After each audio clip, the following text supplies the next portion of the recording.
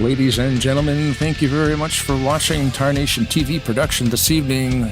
Of course, as always on a Thursday night here at the Talladega Challenge at Rolling Thunder Gaming, hosted by Flatout Racing Network commentating crew. Tonight we got Kyle Matthews in the booth with Seth Cole. Yeah, it's great to be back here. Thanks, Blaine. And I mean, think about what we had last week, all the pressure of drivers trying to make their way into this round of 8. Nobody had yet been able to get that golden ticket by winning their way in. Tim Knofsker able to have that buzzer beater. He's got a lot of momentum coming into tonight. But Kyle, 5 drivers got eliminated last week, so 5 more X factors in the field here tonight, leaving 8 drivers with 2 races to try and make that final round. Not going to be nearly as easy a task, I think, for any of those 8 drivers to find their way into that potential Final 4 via a victory. No, especially the drivers that got eliminated last week. That's just 5 more threats for the win. 5 more drivers that have absolutely nothing to lose. They can go all out tonight and possibly spoil things for these championship contenders. But which do you think it's more of a priority for those remaining playoff contenders to make sure that you mind your P's and Q's to come away with at least a decent enough finish so that way you don't have to be behind the 8 ball next week, or just make sure that you don't end up getting yourself involved in a wreck here tonight? Because as you mentioned, a lot of those drivers that we saw eliminated last week were drivers that found themselves in the first playoff race with bad luck and then found themselves scampering, clamoring to try to get those points back in the elimination race. If it were me, I would be thinking about points tonight. Just go out there to, try to get a solid finish and, just keep my mind on that. You mentioned the wrecks. We haven't seen a lot of wrecks this season. I mean, we haven't seen a lot of cautions either. Like, I know we saw a late race wreck last week, but, these guys have really they've been doing an amazing job with, this season with this mod. So if it were me, I would just be focused on trying to get a good finish tonight and thinking about points. Tim Knofsker, of course, as we mentioned, winning the race last week, coming into tonight tied with Josh Metallic for the reformatted points lead amongst the 8 remaining playoff drivers. Only 16 points going to separate those playoff drivers when they take the green flag here tonight. Is the momentum on the side of Knofsker or Josh Metallic, who ended up finishing as the points leader after that round of 13? That's why he's tied with Knofsker based off of bonus points from the first round. What do you think? Do you give the momentum to a recent victory or maybe to 2 weeks of back-to-back consistency? That's a really good question. Normally, I wouldn't bet against a victory, like somebody that had just won. I mean, a win can really build the momentum. But man, if you're going well consistently too, I mean, either one. I don't know. I wouldn't bet against either one of them right now. In all honesty. We are going to be keeping our eyes on 8 drivers in particular over the course of the next 2 weeks. At least 4 drivers are going to make their way into the championship battle in the final 2 races of the season. We mentioned Josh Metallic and Tim Knofsker, who come in as the co-points leaders. Grant Wesley, who won the regular season championship, he sits 3rd in the playoff standings, -2. Chuck McClure, defending champion of the series 1 season ago, he is going to sit 4th in points, -6. Bob Seminara, he will be 5th. He is 8 points back. Donnie Garrett and Ronnie Sullins, they will share P6. They're 6th and 7th respectively, 12 points back. And Denny Carroll was able to nab the final spot to transfer into this second round of the playoffs. He will be 8th of the 8 playoff drivers, as mentioned, a very close 16 points to the co-points leaders. The 5 drivers that were eliminated last week included Brian Schilling, Ulysses Sandoval, Richard Martin, Greg Lovell, and Greg Palmer. And what makes that kind of interesting is because we ended up having, I think it was about a third of our playoff field when we ended off the regular season were drivers that potentially could win their first championship here on Thursday nights. All of a sudden, the underdog story of a first-time champion, it has dwindled significantly as far as percentage is concerned. Right now, you've only got Rodney Sullins and Denny Carroll as 2 drivers that could potentially do that. That's only a quarter of our remaining playoff field. It's pretty fitting, we're right in the middle of March Madness, and somebody looking to be the Cinderella story over there. Got the same thing going on here in the Talladega Challenge. Still have a couple of potential first-time champions out there, but a lot of them got eliminated after the first round. Going to be interesting to see how this plays out. You mentioned about what we saw during the course of the end of the regular season here into the playoffs. The lack of incidents, the lack of cautions, putting so much more emphasis on execution under green flag conditions. With those additional X factors in the field here tonight and more drivers now with the goal of no pressure of a championship, but man, I've only got 4 more chances to end out the season with a victory. Is that something that maybe these playoff drivers have to have in the back of their mind that, yes, the last few weeks they've been all about what you're able to do under green flag conditions, but there's always a chance we could flip that switch and it may end up being a race of survival here tonight. Yeah, I mean, you never know, when it comes to online racing, especially at Talladega. How many times have we said it this season, no race is exactly the same, even though they're racing at the same exact track, the same exact people, every single week. It's like you never really know what you're going to get. And this season, we've seen basically everything imaginable and then some. So it's going to be, like I said, it's going to be fun to see. We talk about the fact usually at super speedways, it's not about where you start, it's where you finish. But a lot of drivers, when we talk to them, they say that their good luck or their bad luck can be in relation to where their pit stall is located based off of random qualifying draw. It's interesting looking at our starting lineup here tonight. 5 of the 8 playoff drivers have pit stalls listed through 1 through 10. They will start inside of the top 10 here tonight. 2 of our playoff drivers are going to actually start tonight on the front row. So it is going to be interesting to see for those drivers just how important it is for them with the starting track position, how earnestly they are going to try to keep said track position as soon as the green flag drops.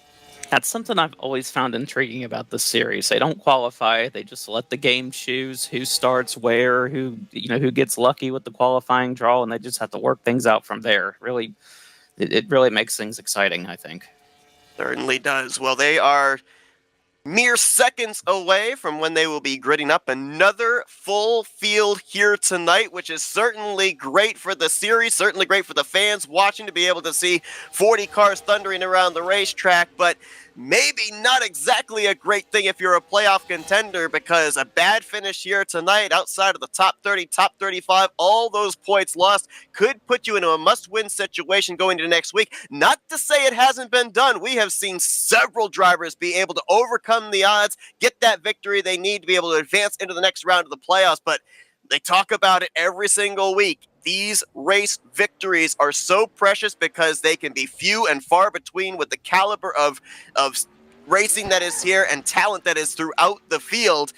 Here tonight, it'll be interesting to see if there's going to be those 1 or 2 drivers that will be dubbing into next week as a must-win driver to get into that Final Four. Yeah, and it's been an extremely competitive season. I mean, last week, Tim Nosker went to victory lane it was his second win of the season. That's only the second time we've had a repeat winner this season. I mean, it's been incredible.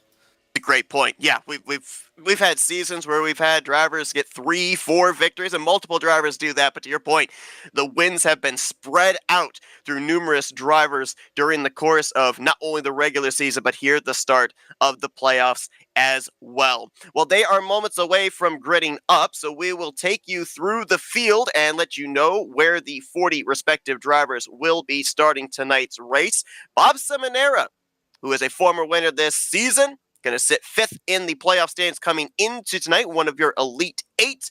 He's going to nab the pole position, and alongside of him, the driver that went to victory lane last week, 2-time winner Tim Nosker. Robert Breedlove, he'll be on the inside of row number 2. Alongside of him, another playoff driver, co-points leader Josh Metallic. Row 3 will be Mark Paglia and playoff driver, defending champion Chuck McClure. Row 4 going to find Jeff Crivello alongside of Greg Lovell. And your top 10 going to be completed by playoff driver Donnie Garrett and Bobby Farrell. Row 6 is going to be Terry Bombard. He'll be joined by Mike Mangialardi. Row 7 will be Perry Bond and Cy Jones. Row 7 is going to find David Little and Richard Martin. And row 8 will be Billy Elliser and Kelly Causey. Joe DeSpirito going to start back in row 9. He'll be alongside of Ron Hagelin. Your top 20 will be completed by Jeffrey Elliott back in the field here tonight, and he'll be alongside of Ken Roberts. Pretty deep in the field for Grant Wesley here tonight. He'll be on the inside of row number, just lost count, row number 11.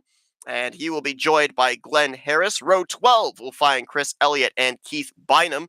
Row 13 will be Tim Anderson alongside of Michael Norman. Row 14, Brian Lovell and Graham McDonald. Greg Palmer is going to complete the top 30 alongside of Bernie Mobbs. 31st starting spot will be Ulysses Sandoval alongside of Jeremy Jeffries. Row 17, Doug Kulik. Deep in the field for Rodney Sullins. Same for Denny Carroll as he will be back in the 37th starting spot. John Godfrey will be 38th, and your final row, completing the 40-car field here tonight, will be Brian Rawson and Pat McCarskey. We always seem to look for those particular drivers towards the rear of the field, see how quickly they're going to move their way to the front. The 38 and the 41, I think we'll be keeping our eyes on them, see just how quickly can they cut their way through the field, progressively make their way into the top 20, top 10, maybe up here to the front, may even have to rely on green flag pit stops to get that job done. Yeah, it makes me wonder. Them starting all the way back there. Are they going to try to make that charge to the front as quickly as they can, or are they just going to try to hold back a little bit, see how everybody's racing up front before they decide what to do? Things are starting to. Oh, looks like we have I think we had a mechanical problem there on the pacing lap, so they are going to reset, and then they'll roll off pit road here again. Gives a moment to be able to talk about the fact that as things are narrowing down here for the overall championship, it is also narrowing down as far as the battle in the bracket challenge championship. We only have a couple more weeks to go before we will have our final battle in said championship hunt. Tonight, we're going to see round 7 of the loser side of the bracket, Josh Metallic and Chuck McClure going head-to-head. Winner of that matchup tonight, highest finisher, will take on Grant Wesley next week. And then the winner of that bout will face off against Brian Schilling, who has been waiting, I think, now for 4 or 5 weeks to find out who he's going to take on, as he's had that very extended bye week in winning the winner's side of the bracket challenge. So it'll either be Metallic, McClure, or Wesley that will face off against Schilling, who is a former winner of the bracket challenge a couple of seasons ago. I'm glad you brought that up, because I totally forgot to bring up the bracket challenge last week. I do apologize for that, but I was just told by Michael they reset everything so Richard Martin could get into the server. I guess he was having some problems there, so I guess everything's good with him now.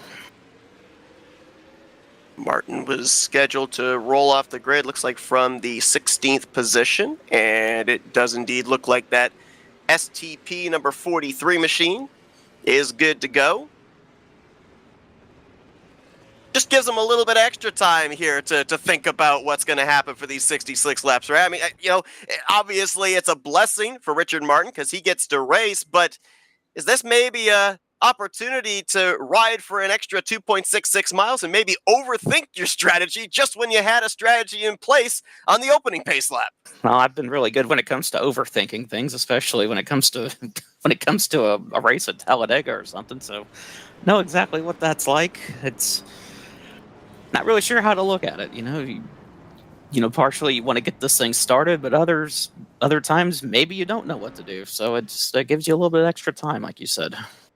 Again, to remind everybody what is at stake here tonight for our 8 playoff drivers. If you put together 2 good, consistent races between this week and next week, you got a good chance of pointing your way into the Final Four to compete for the championship. However, if you're able to find victory lane here tonight, guess what? You go into next week worry-free. You could park on the first lap, and you're going to be battling in the final 2 races for the championship. It's really going to all, I think, be about positioning for these drivers. If you're up there inside of the top 5, top 10 late in this race, I think maybe, just maybe, if the cards play right, you go for that victory. But if you're riding maybe around 11th through 15th, you're probably content to stay there and see if some mayhem occurs up in front of you. You can pick up a couple more positions, a couple more spots. It's going to be really interesting to see how this all plays out.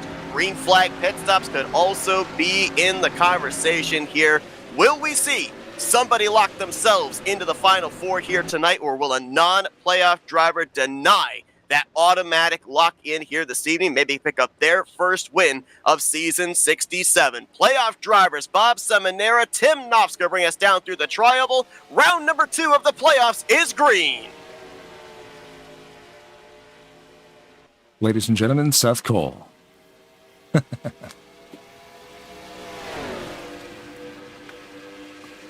Didn't didn't step on it, so.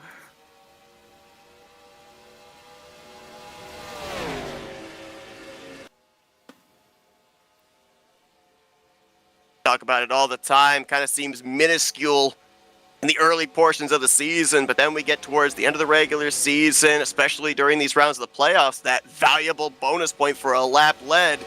You know that both Novsker and Seminara, they are hoping that the respective lines that are pushing them are going to get them to the start-finish line first, because that could be a very important point once we get to the end of next week's race.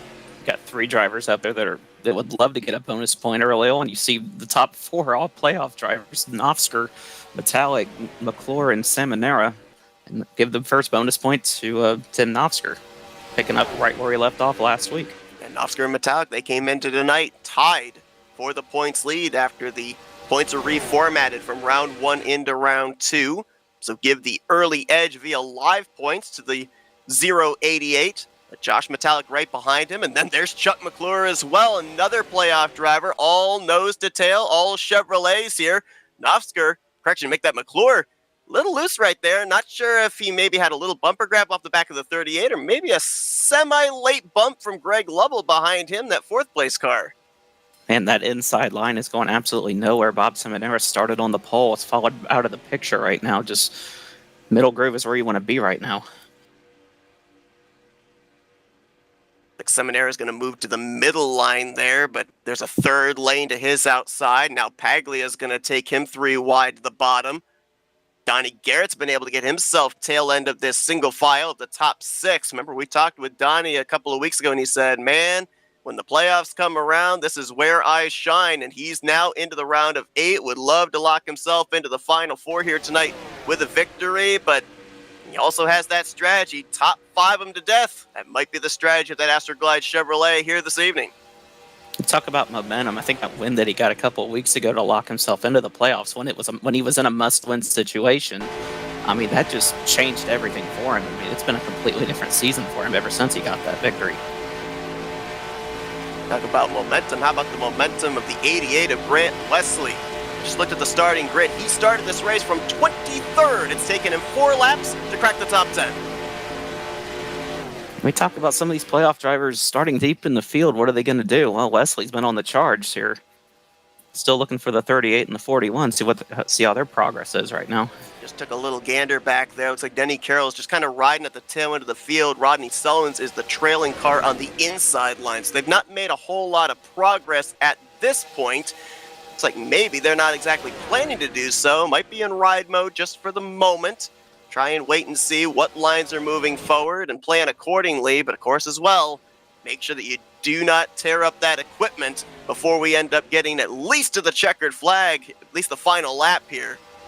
As Seminara has found some help now. Yeah, help from Joe DeSpirito, that Florida gang working together once again. But boy, they just got abandoned on that outside line. Everybody behind them just goes to the middle. Elliott brothers there, Jeffrey Elliott in the 56. Nice to see him back in the field here tonight. Right behind him, that familiar Cheetos number 9 of Chris Elliott. Robert Breedlove, Michael Norm, Mike Mangialardi all down there at the bottom. Only 2 soldiers on the top, and they are going backwards. Seminara and DeSpirito. Saw DeSpirito miss a couple of races at the beginning of the season. Really unusual to not see that 24 at least make the playoffs, let alone advance into the round of 8. So when we talk about those big X factors and drivers that could easily win as a non-playoff contender on any given night, you got to put the driver of the Valvoline Chevrolet up towards the top of that list. Absolutely. Kind of a bit of a surprise that he hasn't won yet this season, but we saw a couple seasons ago he was not in the playoffs, I think, due to missing a couple of races once again. But he, picked up a couple of victories during the playoffs, and he's very capable of doing that again here this season. Just a bit behind them, you've got the 22 of Greg Palmer, that Hooters Chevrolet, one of 5 drivers that was eliminated from the playoffs last week. Did not have the best of performances in the first round, or the first race of the playoffs, I should say, and found himself really having to scramble to be able to get up above the cut line last week, was unable to do so. He was making a run for it here in those closing laps, but we saw what happened with him and Grant Wesley getting together, and unfortunately that knocked Palmer out of the playoffs. And you mentioned about that incident there with Grant Wesley. That's a big reason why we don't have Grant Wesley higher seated in this second round of the playoffs as well.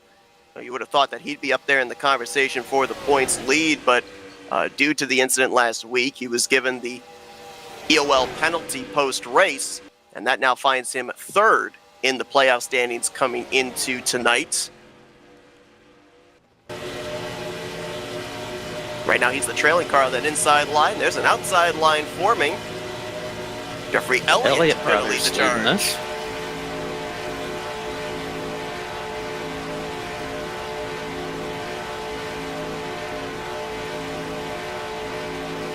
This reminded me of the Talladega races from about 4 or 5 seasons ago, where you run side by side, 2 by 2, but they would share that middle line. Literally, you would fit 2 rows of cars in between those white hash marks. You see, nobody is running the bottom, nobody is running up on that 4th line. They're all sharing that middle groove together. It's just really unusual to see for Talladega. You'd think they would have 3 wide right about now, but that middle groove usually is the most powerful line. We're seeing it right now.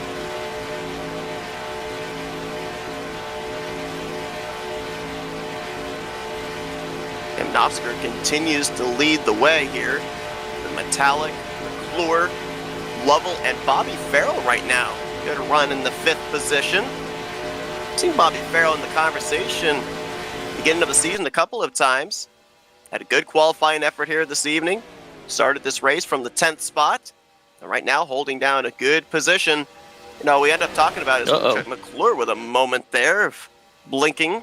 Hopefully that sorts itself out. I mean, I'll just kind of tangent off of what I was going to talk about because I think this is more important. You see that warping for the 17. Man, we talk about the bad luck that drivers can have, not of their own making, getting involved in wrecks at a track like this. Can you imagine the gut punch it would be for a playoff driver if something completely out of the control like connection problems could end up putting them in a must-win situation going into next week? Well, Chuck McClure, you are hoping that settles out as quickly as possible. Well, that's what happened to Ulysses Sandoval last week. He was running well up amongst the leaders, led a lot of the early portion of that race, had those connection issues, lost a lap, and was never able to get it back. We didn't have a caution until the very late stages of the race. So, so that knocked him out of the playoffs right there. So I'm sure Chuck McClure is pretty nervous right now if that continues to happen.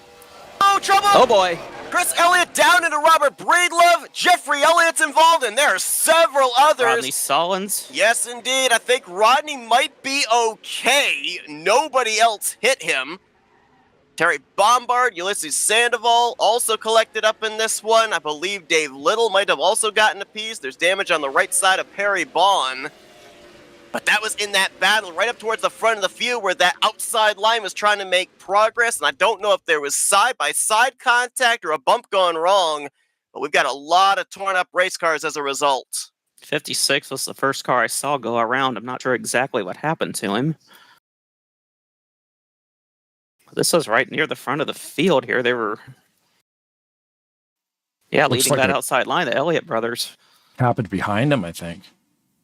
Was this a bump gone wrong? Maybe. Yeah. Oh, bumper grab. Yep, bumper grab. It almost looked like maybe Chris Elliott was giving some light bumps to Jeffrey Elliott in the corner. Might have gotten Jeffrey a little loose, and then that loss of momentum caused the bumper grab between the two of them, and then it was just on from there. And we talk about corner wrecks. You got a wreck coming off of a corner. Very difficult to know, to project where those race cars are going to spin, whether they're going to spin up to the wall, spin down the racetrack towards the inside wall, and a lot of drivers got collected up in this.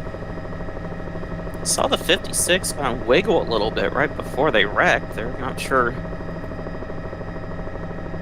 Guessing that was a result of the bump behind him there, but had a bunch of other drivers involved that spun down towards the inside wall, including Keith Bynum, Doug Hulick. Get a chance here. I think we should focus on the 38 of Rodney Sollins because we did see him go around. He was in the middle of it, but I believe he got minimal, if no damage. The big thing for him was when he got spun around, I was worried with oncoming traffic that he might get hit. I'm pretty sure nobody hit him. Oh, narrowly avoided by both Ulysses Sandoval on the top side and Graham McDonald on the bottom. Saw a little bit of contact he had with the 10 car and one other car. I forget which one it was. It was Palmer. I don't see any damage to it, so he should be okay. Should be in the keyword. He started this race from the back of the pack and was slowly making his way forward. He had just cracked the top 30. Yeah, I think he's going to be okay. It looks like very minor contact with the front end of that race car. I don't even think he's going to get aero damage from that. I could be wrong. NR is very finicky sometimes, but at least visually from a third-party standpoint, it looks like he should be good to go. You might have seen his life flash before, as I see in the 96 and the 33 to his outside and to his inside there, but we talk about the C's parting when you're trying to make your way through a wreck. That was the C's parting of the wreck happening around him.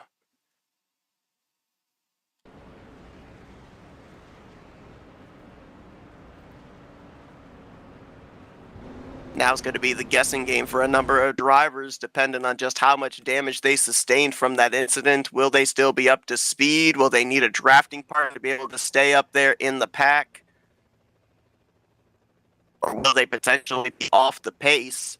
Aside from Rodney Sullins, none of the other 7 playoff drivers were involved in that wreck. Denny Carroll was back behind that, but he was able to get through unscathed, and the other 6 drivers were up ahead, or at least out of harm's way, of when the wreck occurred in their vicinity. As it looks like Jeffrey Elliott is still out there in the 56. I'm pretty sure that this is him leading some laps here, knowing that he's either done for the night or certainly not going to be up to speed, so he's trying to garner as many laps led here, get the bonus point if he can. Yeah, there's a lot of damage on that 56 car, so yeah, I will be shocked if he stays out there. He doesn't at least come to pit road, try to get that damage repaired, but looks like the lights are off on the pace car.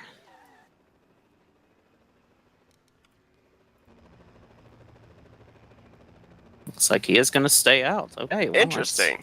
Yeah.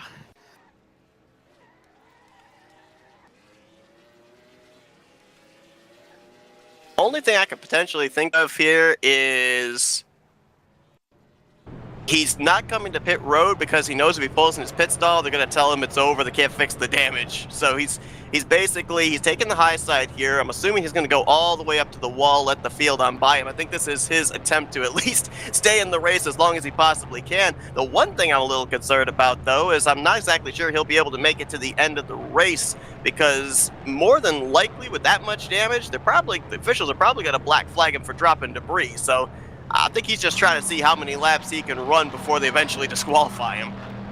Well, our FRN colleague Michael Norman just told me Jeffrey Elliott is going to do exactly what you said. He's going to go to the very outside and let's see what happens here. Hopefully everyone's able to get by him with no problem here. Yeah, I'm surprised they don't just ask him to move. Because like you said, he's not going to be able to go very far looking like that. No. And then I wonder, you're kind of in the way, but Jeffrey's no stranger to this type of thing either. I mean, he knows what he's doing on the track, and the tri-oval is wider in theory. Yeah, that's true. That is true. And they also are getting up to speed here, too. So as long as it goes up to the extreme outside line in 1 and 2, the entire field more than likely should be past him by the time they hit the back straightaway. Right. So Jeffrey has scored the race leader. Tim Nofsker going to be second. Josh Metallic, Chuck McClure, Greg Lovell, your top 5. Then it'll be Bobby Farrell, Donnie Garrett, Bob Seminara, Grant Wesley, and Michael Norman, the top 10, as we get ready to go back green, our first restart of the night. Completion of lap 13 on to 14. See everybody anticipating the 56 going to the outside. Boy, somebody got squirrely back there. Couldn't quite tell who it was. A blue and yellow car, but I think it was Cy Jones.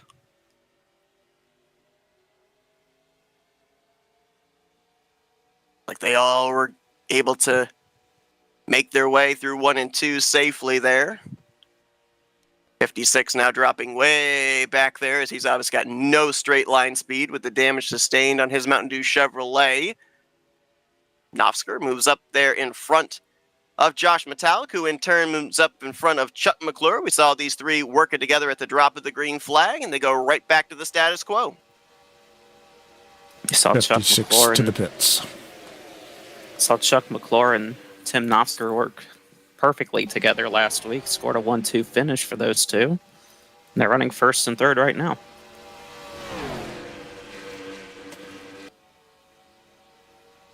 You guys were talking before the race about how the lotto qualifying happens here.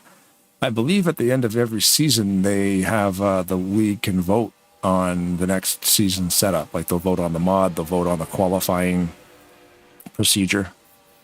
So the drivers were in majority voting for the lottery. So, and this mod, I believe they do that every season. Yeah, and in all honesty, I'm in favor for it, just in the fact that, you have to have an entirely different strategy each and every week, because if you're really good at qualifying, then it's easy to have the same strategy week after week. I'll qualify at the front, and then I'll run at the front the entirety of the race. But when you know that you've got a car capable of running up at the front and dominating, and the lotto queue puts you at the back of the pack, you gotta call an audible. You gotta play a strategy accordingly. It also can play a factor into exactly when and who you're going to come to pit road with. So it throws a little fly into the ointment there, and I kind of like that. It's almost like a Saturday night short track race in a way. They'll run like the first segment, then like heats. They'll put the heat races, and they'll put the fast guys in the back and see if the fast guys can work their way back up to the front. Seminara was trying to get something going on the inside line. Now he's got some help from Donnie Garrett and Joe DeSpirito, but the top 5 single file, and they're spread out 3 wide for 6th. As soon as I say that, Grant Wesley jumps from that outside line down behind Greg Lovell, and will look to tow up the line led by Richard Martin. Retired cars tonight. Dave Little is out. Jeffrey Elliott shows he's still running, according to my stats anyway. Both Dave Little and Jeffrey Elliott have left the TeamSpeak, and now Jeffrey Elliott's status shows up as retired. So 2 drivers currently not going to reach the conclusion of this race. The remaining 38 drivers still running on the racetrack. It's like 37 of them are up to speed. Chris Elliott's still out there logging last, but that car is badly off the pace, involved in that massive wreck off of turn 4. That's too bad, too, because see the Elliott brothers racing together like that's cool. Jeff's been away for a while. He got married and was doing his own thing, but always find your way back to NASCAR 2003. They were running so well, too. I mean, you talk about drivers that, they've been away for a while. They come back, and they're fighting on that outside line, get up inside the top 10. Didn't miss a beat. Still know how to super speedway race. Muscle memory. It's always interesting to see, siblings in this game. I mean, you see it, we've had a history of brothers, when it comes to real life NASCAR, but when it comes to this, at least from what I've seen, you don't really see a whole lot yet. Do you think that if they get involved in a wreck with each other in the middle of November, it makes things awkward for Thanksgiving dinner? It could. I mean, depending on what's on the line in that race, it very well could. Yeah, because I know you got Jeff and Chris, and you also have Bob and Tom Dixon. Yep. And then, of course, there's families involved, too, like all the Lovels with their kids and cousins and everything else, like, Ken Roberts with Zach Roberts. It's cool. My brothers played this thing, but they never really played it online too much. We did a lot of AI racing, and I was more of the online guy.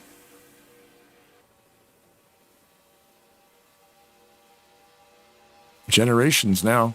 Things been out for 20 plus years now. It's literally, Bob Dixon passing away. He was almost 80.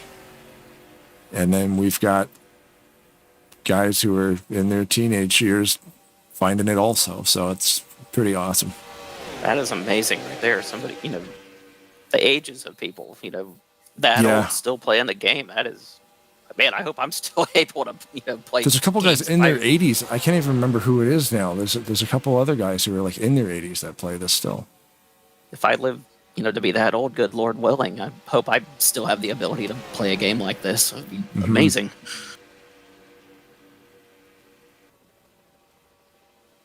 And you need to know how computers work. Oh, yeah. When you know how the game works, it's easy, but, it is a computer game. So there's stuff you need to know. That looks like a couple more drivers have retired from the race. Chris Elliott, who we mentioned, was badly damaged and off the pace. He just a couple of laps ago brought his machine to the garage, and Mark Pagley was also involved in that first caution. Looks like he's retired, so Pagley will get credit for 37th, Chris Elliott 38th. That leaves us with 36 drivers here still running. You mentioned about Cy Jones having that issue on the restart, Kyle. He has since lost the draft, so he's going to be hoping for a yellow flag to come out. We got 35 drivers in this lead group, and just a couple of laps ago, Michael Norman and Grant Wesley, I think they've got something cooking because they made a move to that middle groove simultaneously and almost caught the top three by surprise. They weren't able to get enough momentum. Nofsker, Metallic, and McClure moved up in front of them, but it kind of seems like the 30 and the 88, they want to go. It's going to be an interesting position for Michael right now. I mean, he's surrounded by all these playoff drivers, and here he is having a great run in the 4th spot right now, so...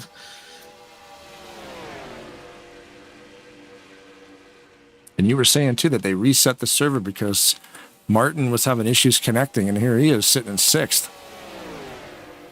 So I bet you he's glad they were able to pull that. It's always nice when things work out like that. Well, depending on the time of day, sometimes it can't be done. You know, they got to go, but he made it. Well, remember, too, for Richard Martin, we ended up seeing him pick up a big victory this season to advance into the playoffs. Unfortunately, he was eliminated last week, but you go back a season ago, Richard Martin pulled off a tremendous fuel strategy victory during the playoffs. It locked out a playoff driver from winning their way into the next round. He could maybe do the same thing again here tonight. Isn't that how he got his win this season on fuel mileage as well? I believe so, yeah.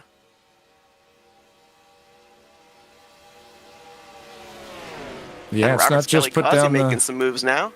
It's not just putting down the gas pedal and turning left.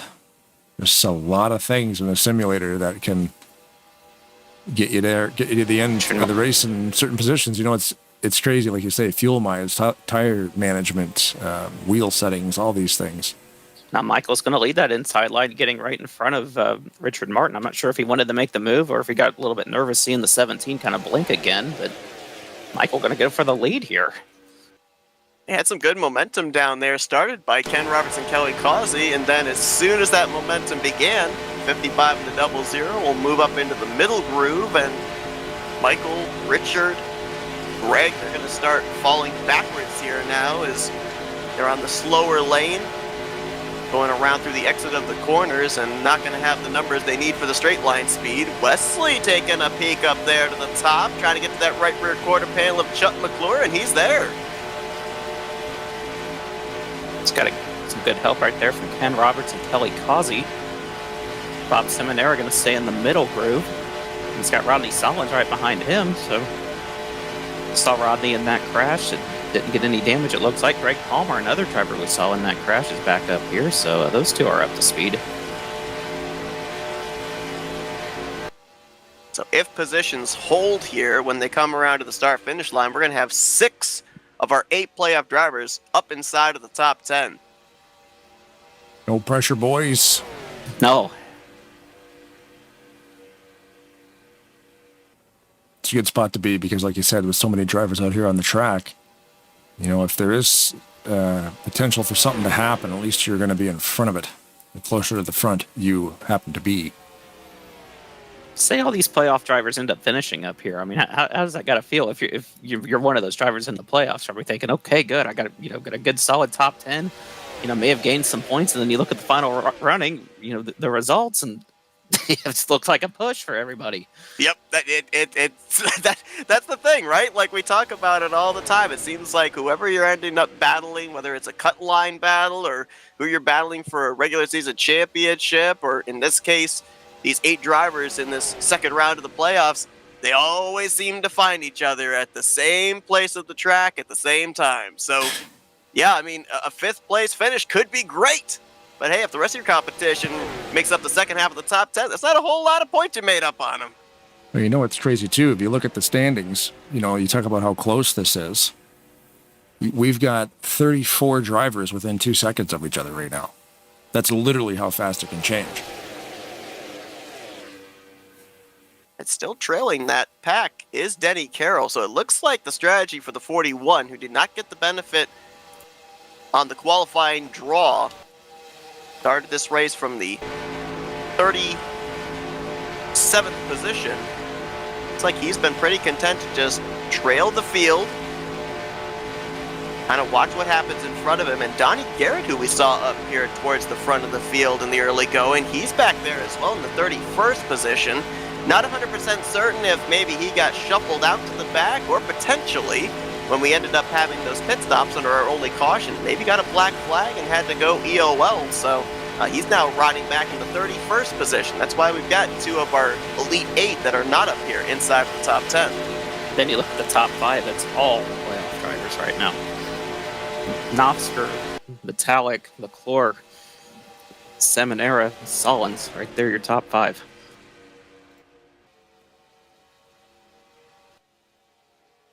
And Grant Wesley not far behind them. He's up there pushing a fellow Dodge and Jeremy Jeffries. Remember back a couple of weeks ago, the first race of the playoffs, Jeremy Jeffries went to victory lane as a non-playoff driver, denying an automatic lock for a playoff contender to get into the round of 8. We'd love Lightning to strike twice, pick up another victory in the first race of a playoff round. He won in that very paint scheme, that very nice-looking General Lee.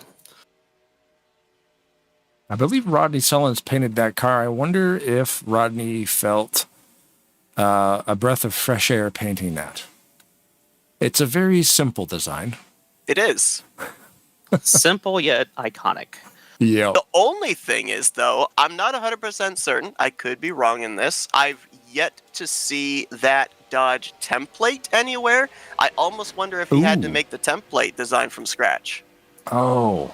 To make it accurate with the car. I'm not sure. See here, I'm thinking you click on orange, and then you click fill, and then you're done.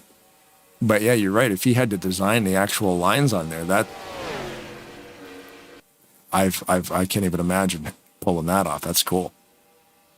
Oh, Rodney's extremely talented when it comes to painting cars, so it wouldn't surprise me if he was able to pull that off. Rodney's hoping that car he painted is fast and gets him pushed to the front, because he just jumped up in front of Jeremy Jeffries. Got a nice shove there into turn 3. That'll at least get him alongside of Bob Seminara. Oh, and now we know why he jumped up there. Oh, gosh, Michael Norman is almost around courtesy Michael of Bernie kept it Mugg. together. Somebody didn't, though. That was the Hagelin, Bond, and car Harris. Yeah. Like Ron Hagelin and Perry Bond are out into the grass as well. Yeah. And how many times have we seen that this season? Coming down pit road, couple cars get together. And I think we have figured out Michael's Achilles heel. And that pit road entry, I think it was a couple of incidents last week on pit road entry that the 30 was involved when I looked at the post-race incident report. I don't think that one was his fault, though. Whoever that was who was inside kind of got loose. I think it was the 31 car. They got together, but able to keep it together. I hope they didn't. Neither of them got a speeding penalty, but here we go again. Guys locking him up. A little bit of contact. Kelly Causey going around. Greg Palmer got sent out into the grass. Jeff Crivello just got right rear hooked out into the infield grass as well. John Godfrey with a little landscaping. Some of these guys might miss their pit stalls and have to go all the way back around again.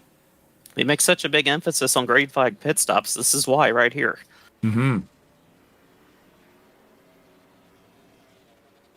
And that's one of the tough things, too, as far as the broadcast is concerned, because a lot can happen between the commitment line to come to pit road and the commitment line leaving.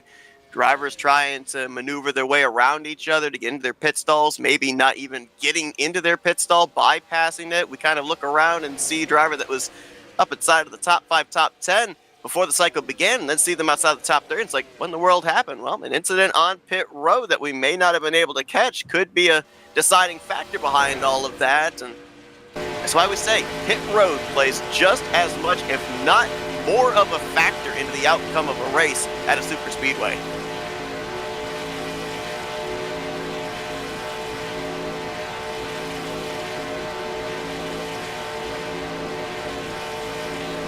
Right, now we got Tim Knopfsker and Chuck McClure running nose to tail, and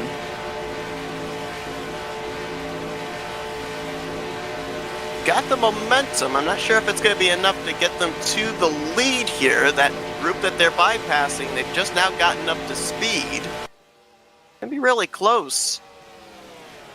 So Michael just told me over whisper that he did not get a speeding penalty because of all that. So Yeah, I haven't seen any pop up. According to GNL TV, anyway, we seem to be clear. And I believe for the most part, even with the contact that we saw, I think most everybody actually, even if they spun out into the infield grass, they were able to pass to the left side of the commitment cone. So I don't think anybody would have been on the receiving end of a 30-second penalty, as probably going to make it 3 wide on the bottom there. this is going to be tight. They've got that lap car of Ron Hagelin in the middle, and then they've got those slower machines up on the top side as well. 4 wide right there. Oh, boy, Oh! solids on the apron. Boy, that was... Wow, Hagelin in the middle by himself there, 4 wide. That's pretty awesome. We don't see them 4 wide in the tri-oval very often. Sometimes we'll see it in 1 and 2 or 3 and 4, but very rarely do we see them 4 wide in the tri-oval. That can be really sketchy, and you saw that little wiggle by Rodney Sullins. I don't know if that was a bump in the tri-oval by Jeremy Jeffries or if that was in reaction to that 4 wide situation, but that was a bit of a heart-stopping moment there for one of our playoff 8. Well, I get nervous anytime I see 4 wide at Talladega. I'm so used to watching offline races where if the AI go 4 wide, that usually ends up in a wreck crash, a lot of times. So We got to remember, too, like the crew chief in the game will acknowledge 3 wide. They don't acknowledge any more than that. So Yeah. It's like, you're in the middle, 3 wide. But then if it goes 4 wide, all he says is, hold your line. So then you don't know where you are. So then you're relying on the TeamSpeak on your chat own. to other drivers see that. As another driver, you got to see you boys are 4 wide up there. That way they know, okay, we are 4 wide. So it's sometimes it relies on your fellow drivers too, relaying some messages that we know that the game won't relay because a 4 wide situation doesn't exist in the code for the crew chief. So basically going 4 wide, it was not even like programmed into the game. That is, wow. Yeah, it's just like I guess they just programmed enough lines of voice where once it gets to somewhere that it just says, hold your line. That's all he says. Hold your line. You could be 6 wide, hold your line, which he's right. Stay where you are. Good advice. That's when you know stuff's getting crazy, because when they just tell you to hold your line, then you should probably do so, as it's pretty tight out there.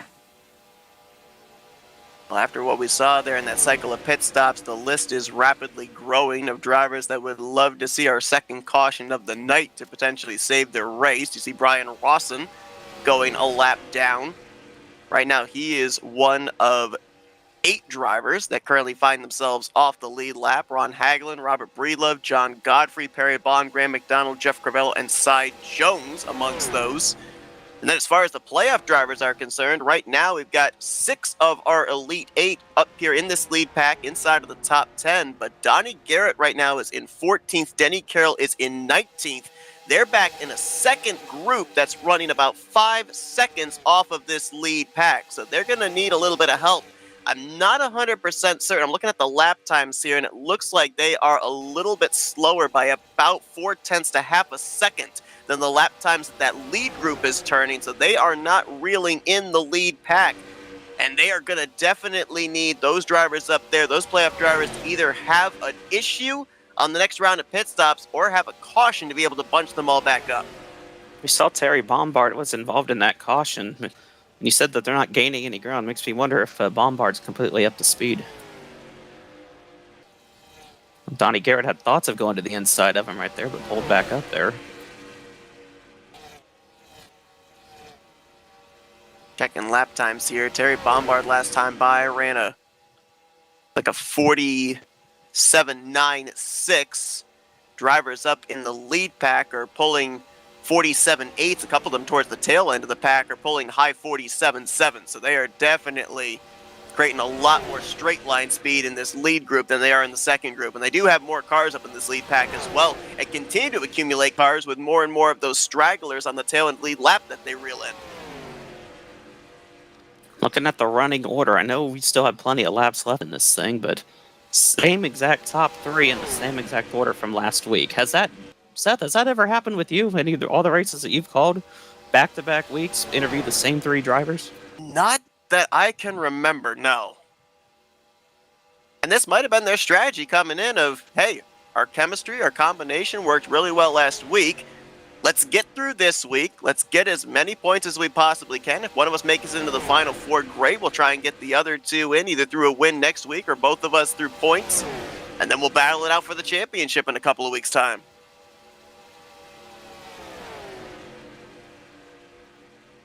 We got to remember to thank our sponsor, too, for season number 67, although we don't know who it is. They would like to remain anonymous. So thanks, random donator person. Donnie Garrett all by himself.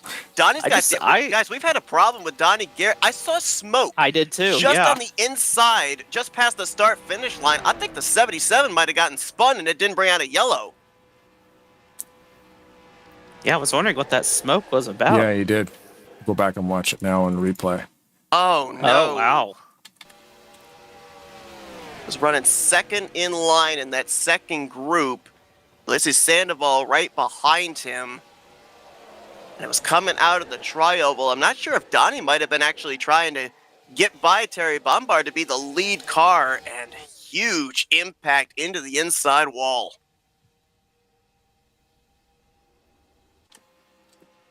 It was down below the racing surface, too, and it didn't bring it. That's why the caution didn't come out. That's a terrible break there for Donnie Garrett. And we talk about how close the points were coming into tonight, how close they potentially could be leaving here this evening. You cannot afford a bad race here this evening and find yourself potentially in a must-win situation to advance in the Final Four next week. Right now with Donnie Garrett, who at the time of incident was running in the top 15, now finds himself off the pace in 28th. Potentially, he could end up finishing outside of the top 30, and I think that would absolutely put him in must-win next week. So here's a question. If Ulysses Sandoval in the 96 believes that he caused that, how does Ulysses serve his penalty? After penalty, he would pass down pit road, which I believe he has already done. I think so, because I saw him back there with Donnie, so I'm thinking he might have already done it. Yep, I believe he's already served that penalty to avoid a post-race EOL. Mm-hmm. So under green, it's a drive-through. And then under yellow, it would just be an EOLL. Correct. Right.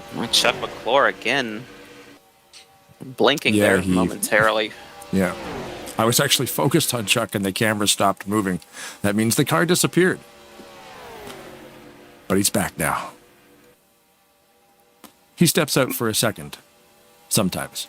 I mean, the good news for Chuck, if it could be considered good news, I mean, warping is never good news, but the fact that it's been happening infrequently and it seems to settle itself out rather quickly, also with the fact that most of the time when it's been happening, he's been in this single-file train with drivers that he's been working with the entire race, Nofsker and Metallic. So, obviously they're giving him enough room until it settles out here, and he's not really putting anybody in danger. It's not like the kind of warp that we see where a car lunges forward or backwards or side to side, sweeping, yeah, in a double wide or a three wide battle. So the situation, the times that it has happened, has actually been favorable for driver 17.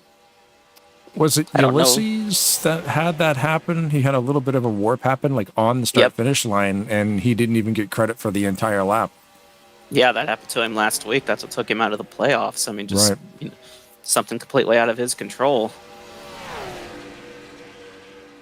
Not sure where Chuck McClure lives. I mean, don't know if it could be weather or something. I know I'm dealing with some weather right now moving in, so I don't know if that has anything to do with it or not, but... Brian Russell just went a second lap down there. Not sure. Yeah, it looks like he actually just made a pit stop moments ago. Got the race within the race here in this lead group. As towards the tail end of this lead pack, you've got nose to tail the 111 of Ron Hagelin and the 931 of Robert Breedlove. Right now, those two drivers are the first cars one lap down. They would be in the lucky dog positions. But then just a couple cars behind them, you've got that orange 711 of John Godfrey. He is the third car one lap down. So he's trying to get up there, at least past Robert Breedlove, into a free pass position. So if a caution comes out, he'd be able to get back on the lead lap.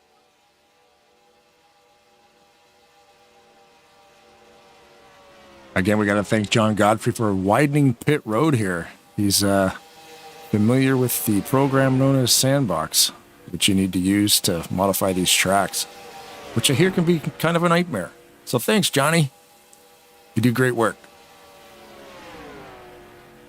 Yeah, I've never actually edited the parameters of a racetrack, but I have reskinned a racetrack, and I can tell you it is a nightmare. So full credit to him for being able to do what he does.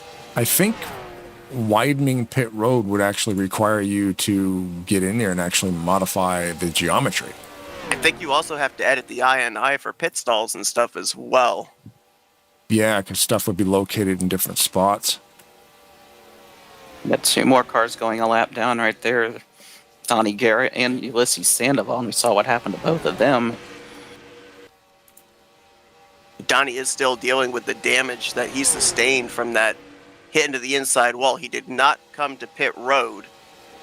So Ulysses is trying to keep him up there as best as he can after he was able to hook back up with Donnie after serving the pass-through penalty, but Donnie now finds himself a lap down. He's going to fall out of a lucky dog position there, as well as 3 lap cars can make their way around him.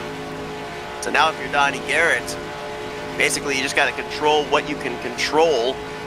Log all the laps that you possibly can here. More than likely not going to finish on the lead lap, and hope that maybe, just maybe, some more of your playoff contenders will run into some issues, make it at least somewhat close in the battle for the cut line, 4th in the position standings going into next week's elimination race. I think we're fairly close here to this final round of pit stops as well, noticing Nofsker, McClure, Metallic migrate their way from the middle lane, hugging the yellow line now, the short way all the way around the racetrack. We are within the window that you come to pit road now. You can make it the rest of the way.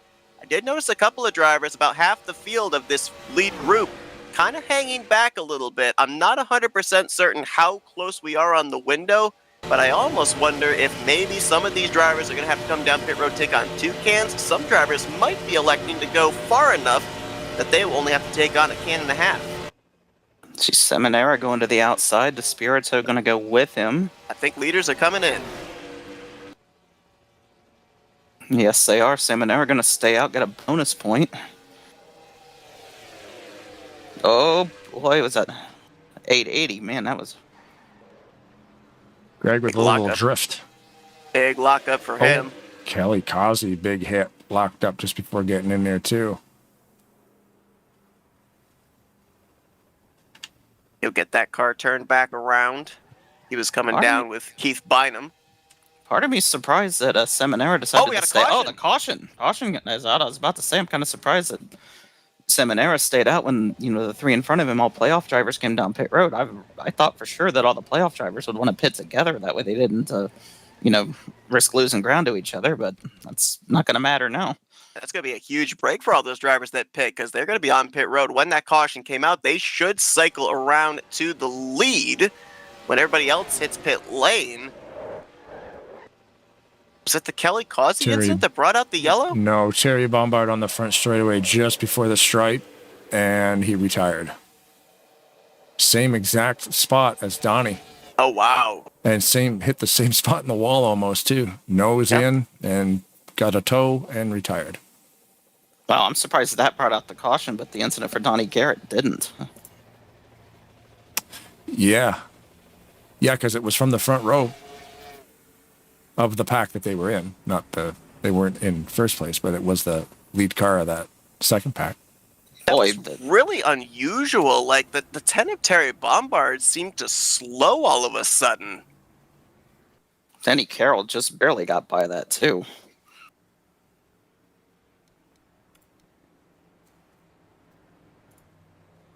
I was checking the telemetry. It didn't look like Terry downshifted. I don't know if he ran out of fuel or if the engine let go, but that car lost speed all of a sudden because Bobby Farrell, who was running behind him, all of a sudden was literally into the back of him.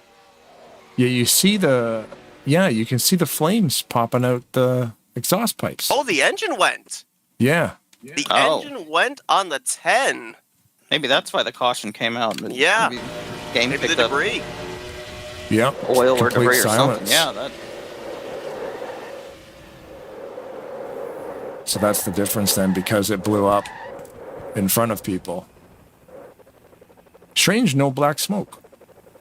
Right? That's the thing that kind of got me, that made me wonder if maybe he downshifted or something with that rapid decrease of speed, but I was riding on board with him. You could hear the engine did indeed let go. 33 of Graham McDonald with an issue, it looks like. He's parked down on the inside of the racetrack, just past the start-finish line. Now he's retired out of the race. He looked like he maybe, I think I saw him disappear a little bit, like another connection issue. The car just appeared on the front straightaway there.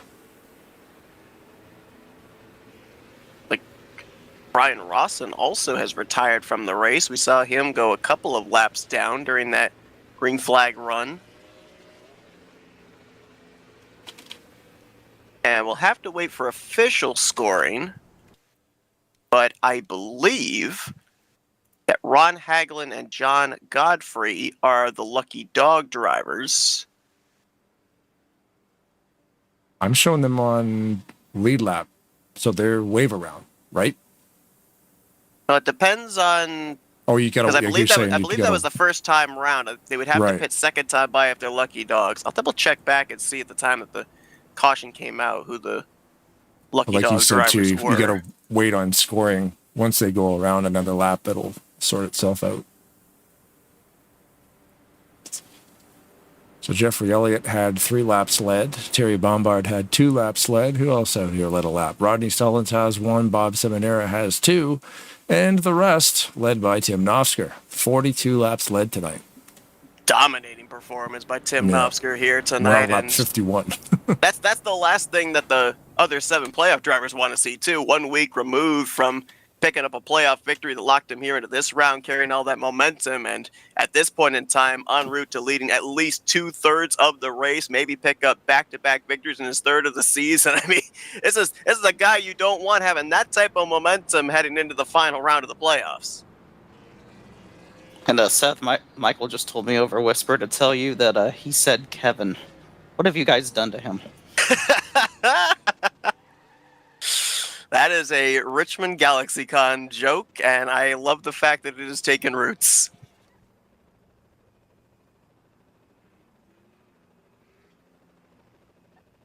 So the reason I wasn't here last week, myself, some friends of mine were down in Richmond, Virginia at an event called GalaxyCon, that the convention for fans of all sorts of media stuff, whether it's video games or movies or TV shows. A lot of celebrities come down there and everything, and they had one night where they had a runway showcase of cosplayers that had literally handmade their entire costumes, nothing store-bought, and somebody showed up as the giant bird Kevin from the Disney Pixar movie Up, and needless to say, me and our party ended up starting a Kevin chant that night, and the whole auditorium was chanting for Kevin. So that has become a running gag for us now ever since then.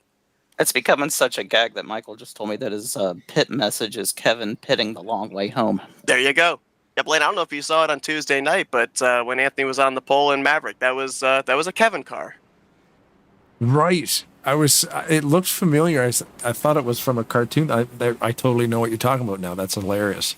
We were on a street corner in Richmond after that event, and Anthony said to me, you should paint me a Kevin car. I said, done. So as soon as I got home, paint him a Kevin car. Yeah, it was a very unique design. I'm like, why does that look familiar? And now that you say that, that's exactly what it is. That's amazing. Fit way too well on a Toyota body, I can tell you that. Funny how, it just works. I did look back, and there's the confirmation there with those 2 drivers up on the extreme outside line. John Godfrey, Ron Hagelin. They'll be back on the lead lap. And that will have us with 27 drivers on the lead lap of the 33 that are still running. Speaking of paint schemes in Maverick, Blaine, I don't know if you were confused about Michael's paint scheme, but he said it was based off of an anime. Oh, maybe I can't remember what it looked like now. Yeah, because you guys will rock the anime stuff sometimes. And that's my thing. My knowledge of anime is limited. Same. Well, our field got somewhat shuffled up with that caution. The front three are all the same still, Nofsker, McClure, and Metallic. But Richard Martin has now made his way up into the top five. He'll restart in fourth. Greg Lovell, who's been up here in the top five all night long, is fifth. How about Keith Bynum?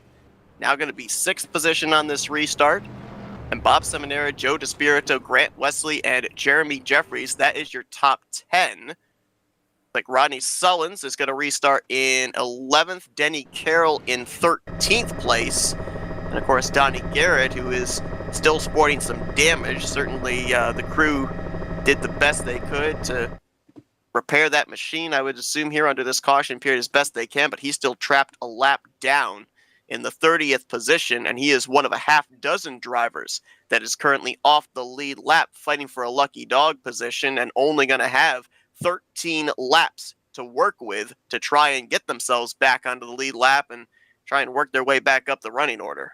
On the Tarnation TV YouTube feed, we've got Christine Bynum in there rooting for Dad. Good luck, Daddy. So he's got family watching. We've got the final pit stop out of the way here. Can anybody do anything with that dominant trio of Tim Nofsker, Chuck McClure, and Josh Metallic? I mean, they finished first, second, and third in that order last week, and they've ran 1, 2, 3 practically this entire night. I mean, just really, really impressive the job that they've been doing the last week in this race so far. They've definitely been in control, and everybody might have to gang up on them to be able to beat them here tonight. We did not have Milt Surratt in the field here this evening. He just popped up in the FRN YouTube chat, and we get to bring back the Who You Got Surratt. He's going with that Papaya Orange number 39 Aero McLaren car of Josh Metallic to win this evening. We'll see if he's able to get it done here as a great launch from McClure on that outside line. Can he get down in front of Nofsker? Yes, he can. So got a good push right there from Richard Martin. Took advantage of that and got the 17 out in front now.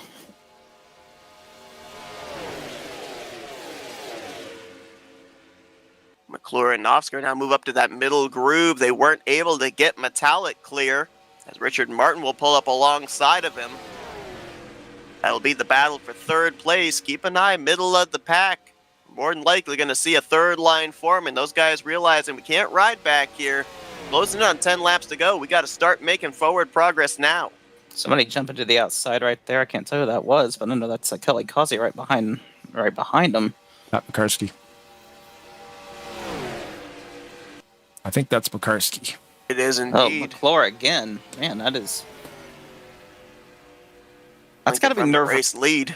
That's got to be nerve-wracking, not just for him, but everybody around him. Whenever you see that, it's just you never know when that car's going to reappear. And everybody behind him, which is everybody.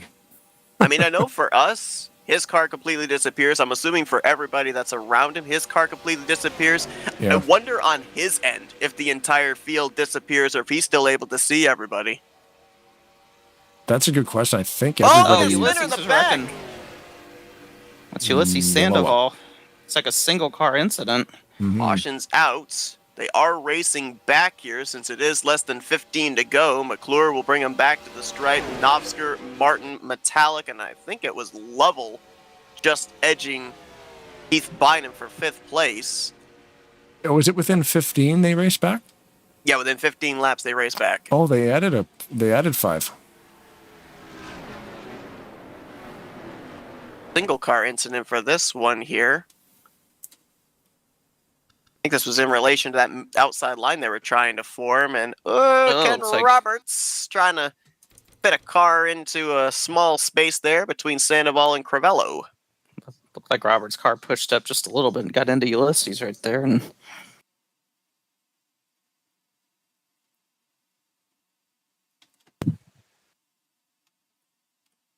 that was a 3-wide battle right there. that turned into a 4-wide battle, and a couple of those drivers, the 36 of Crivello, the 96 of Ulysses Sandoval, they were actually battling for a lucky dog position. I believe when they crossed the stripe, Crivello and Cy Jones were the first two cars one lap down, so they will get the free passes under this caution, be back on the lead lap with a restart that should be just a tick under 10 laps to go. I wonder if they have that role like in NASCAR where somebody who's racing for the free pass is actually involved in the caution that can't get their lap back. I believe they do, if I'm not mistaken.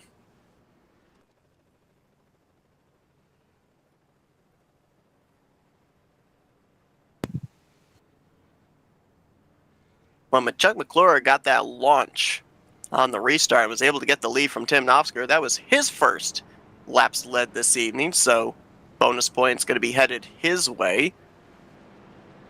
And something that's going to be interesting here is I don't think that was planned. I don't think that it was planned for McClure to then tuck in front of Tim Knopfsker and then work together that way. I think Knopfsker, who's led over 2/3 of this race so far, I think he's been planning ever since he led the first of those few laps to lead the entirety of this race. And McClure was able, by benefit of being on the outside line, to get that launch. You don't get a black flag if you pass somebody before the start-finish line. If you pass them on the outside, I almost wonder now, if you're Chuck McClure, do you risk taking the inside line and maybe having Tim Knopfsker do the exact same thing to you that you did to him on the previous restart? That's a good question. I mean, it looked like McClure got a good push there from Richard Martin as well. And if he does restart on the bottom, he will have the 43 right behind him too. So I don't know. It's a good question. We'll see how this plays out here on this restart. As you see the two lucky dogs on the outside there, the 7 and the 36. Like we're gonna have an expedited caution here, since pretty much everybody should be able to make it on fuel after they all pitted under the last caution. So we should see the lights go out on the pace car this time by. Cy Jones, Jeff Crivello will get their laps back, and that will leave us with 29 drivers currently on the lead lap. 4 drivers off the lead lap, and currently sitting with 7 drivers in the garage area.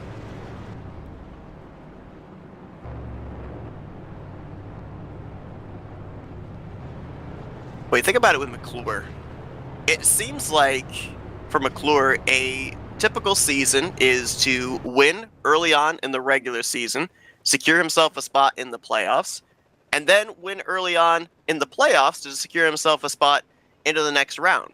We saw him win the championship last season.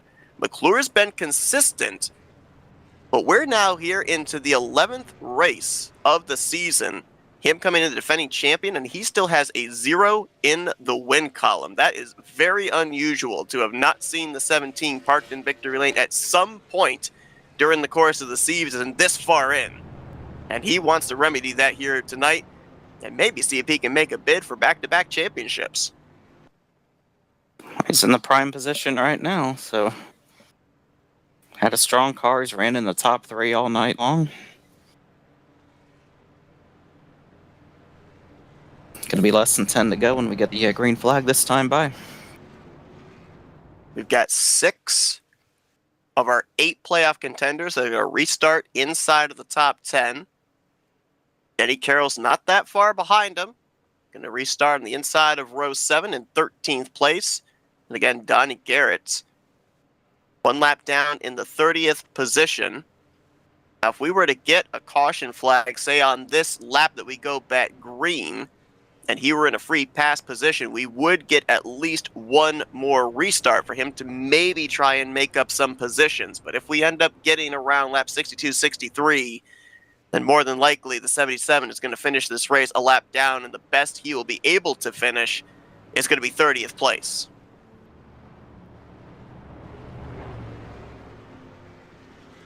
I would definitely put him in a must-win situation for next week. We've seen him in that position before this season, and he's come through, so you can never count him out. We talked about those X factors, non-playoff drivers coming into tonight. Could play spoiler. The 9 playoff contender a chance to lock themselves into the Final Four. You've got recently eliminated Richard Martin up here, Keith Bynum, Joe DeSpirito, Greg Lovell. Do not count these guys out. They could still find themselves in victory lane at the conclusion of this one. We're going to have 8 laps to go here tonight in this third playoff race, this first race of the round of 8. McClure does choose the bottom, so like pretty even start for both McClure and Nofsker. Now can McClure get himself clear of Nofsker when they exit off of 2 is going to be the question.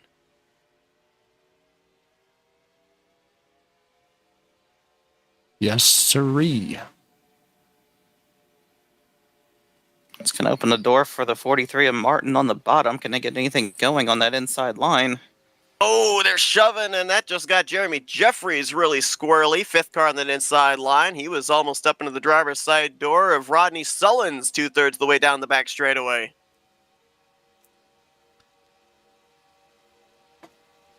Inside line's got momentum. Yeah, Martin's able to stay with them here.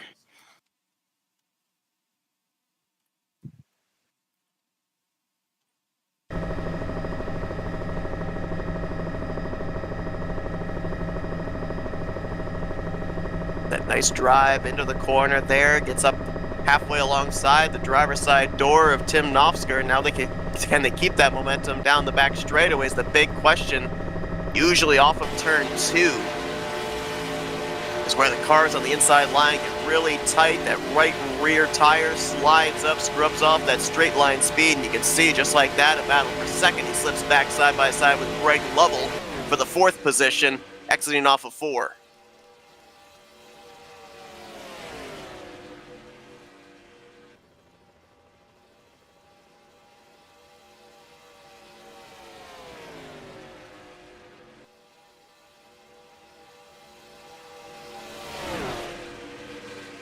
And Spirito had a look out of the outside right there, but pulls back in line. Almost seems like if you're gonna get those top 3, you're gonna have to get them on that outside line. You think back to earlier on this race when we saw the Elliott brothers using the outside line but sharing the middle groove. Almost seems like that's what you're gonna have to do if you're gonna get around the 3 drivers that have had a stranglehold on the field all night long. And Joe DeSpirito, as you mentioned there, Kyle, I think he might have been testing the waters, shading up there to see if Rodney Sullins, Michael Norman, and some of those others behind him, if he jumps up there, are they going to be willing to go with him, or are they going to leave him high and dry? Well, you got a couple of drivers right there with really nothing to lose. Michael Norman and Bobby Farrell. Now they got Richard Martin right there as well. So, I mean, got a couple of guys, really nothing to lose. They could make a move here. Spirito, see him kind of backing off the bumper of Greg Lovell. If he's trying to generate a run here down the back straightaway, see if he makes a move up here into 3. Nope, not just yet. Still keeping that space between himself and that Buffalo Bills Ford.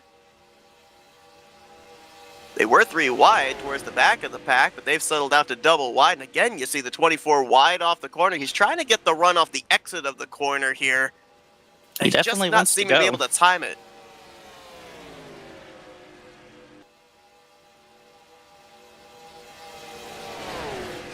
And he carried a little further back, heading up that 3rd line, way up on the outside.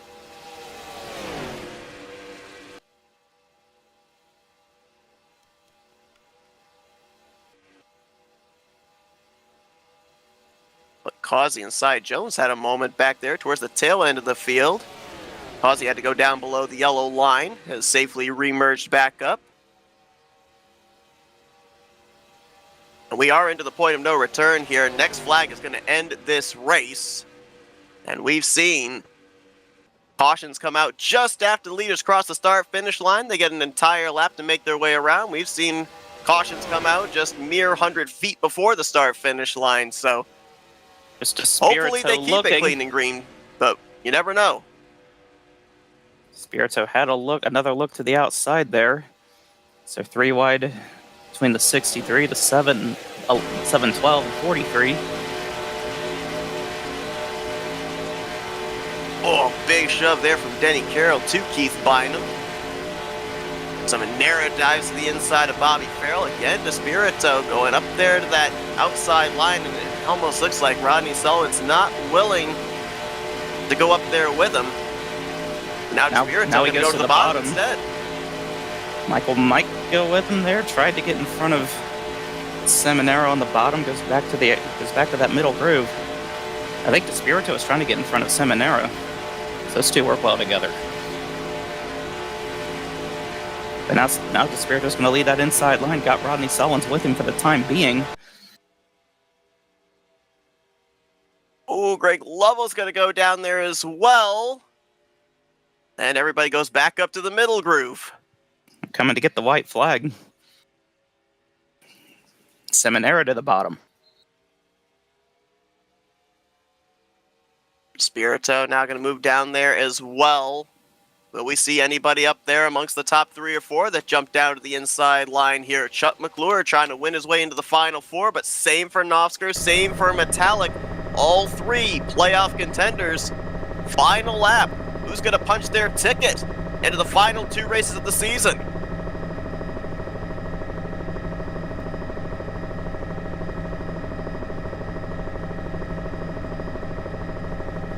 Alec takes a look up top. He's got help. Here comes Lovell. Here comes Sullins. Trouble in the back there. Whoa. We're still racing, though.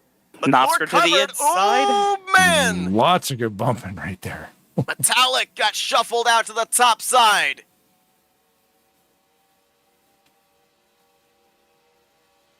Greg Lovell's going to be the only shot here against Chuck McClure, but I don't know if he's got enough track. I don't know if he's got enough momentum.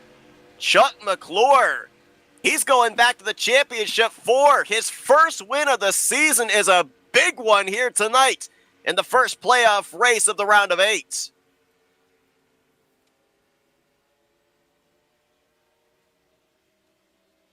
Man. Such a crazy scenario there for Metallic. He went from 2nd to what? 9th? 10th. Scoring shows 10th. Oh, wow. Yeah, he was right there. And then just like you said, everybody started bumping and they all fanned out and he went backwards. One of the co-points leaders heading into this race. It's the ultimate risk reward. Just how much are you willing to lose to be able to gain that automatic lock into the championship hunt? And for Metallic, it did not work out in his favor. Now, the good news for him is a lot of the other playoff drivers, he still finished around them, but there'll be 7 drivers next week that will be vying for only 3 available spots, as one of those final 4 positions belongs to driver number 17, the defending champion from a season ago. So happy. Looks like Nofsker is going to finish in 2nd. Rodney Sullins is going to complete the podium in 3rd. Bob Seminara is going to be 5th. Grant Wesley 8th. Josh Metallic make that in 10th position. How about the man that just joined us here in the booth, Michael Norman? Great run tonight, Ben. Yeah, that was fun and nerve-wracking at the same time. When I was just sandwiched between all those the playoff drivers, I was just I'm scared. You didn't wreck them, so good job. Yeah. Did you? I'm so happy I did not get black flag when you guys saw me get spun onto pit road. Yeah, you need to clean that up. What is it with That you and wasn't getting? me. No, I know, but what is it with you and getting bumped coming onto pit road? You must be just too slow or something in everybody's way. What's going on? Actually, that was the fastest I came onto pit road.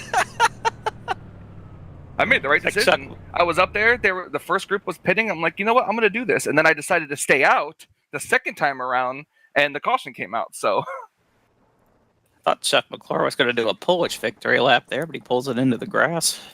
Right in front of that memorial decal there, featured at the entrance of pit road. My game just crashed. Well, it was what a whole happens. replay. Speaking of replay, I want to see what happened on that last lap right there. There was a... I would have loved to show you, but I just lost the whole race. yeah, I almost wondering what happened. Yeah, I think man. I think it was the 63 of Keith Bynum might have gone around, and a driver that was in the middle of all that was the 41 of Denny Carroll, who had done a great job of staying out of trouble. And it looks like Denny's going to finish out the night in the 28th position. So a couple of drivers that we will certainly be keeping our eyes on next week in that elimination race. Donnie Garrett, who will finish this race a lap down, and Denny Carroll, who's going to be scored last car on the Martin, because I was trying to side draft with the non-existent side draft, and it was messing them all up behind me. Oh, they just got to a chain reaction deal. Wow, the 31 got upside down. A couple of them got upside down there, actually. The 33 got upside down. The 31 got upside down.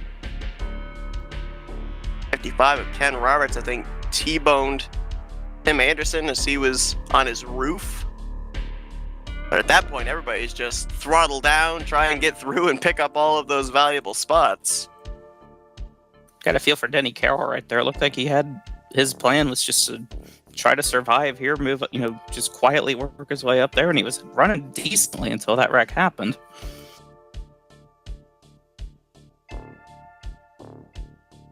And he did at least make it across the start-finish line, albeit in the 28th position. Looks like Donnie Garrett's going to finish out the night in 31st off the lead lap.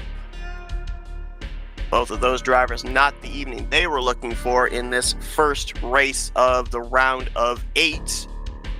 The other 5 drivers that finished up inside of the top 5, they are still going to be super, super close. That cut line, there may end up being a tie on the cut line going into next week. We'll have to wait and see. One driver that's going to be worry-free is going to be Chuck McClure. Wow, and this was the same exact top 3 from last week. Not in the same order, but impressive.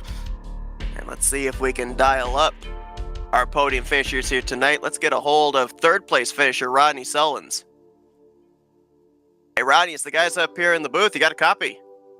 How is it going, fellas? Man, I'll tell you what, you had a lot of work to do here tonight, my friend. Did not get the benefit of the qualifying draw. Started back, I think it was in the final 3 rows. Saw you have to fight your way up through the field here tonight in the conversation for this victory, and things seem to get really hairy in the closing stages as well.